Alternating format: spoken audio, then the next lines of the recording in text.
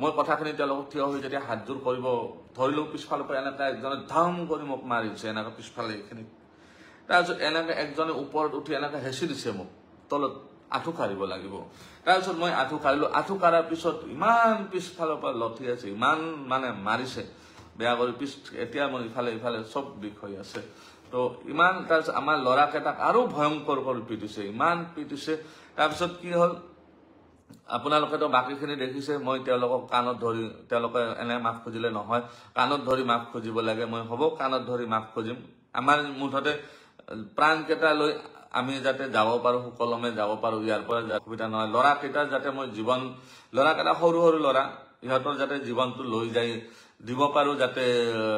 তেওঁলোকৰ মাক দেউতাকে যে ৰখি আছে তেওঁলোকৰ যাতে মই সুকলমে মাক দেউতাকক গতাই দিব পাৰো এইটো আপোনাৰ ল'ৰা হয় মই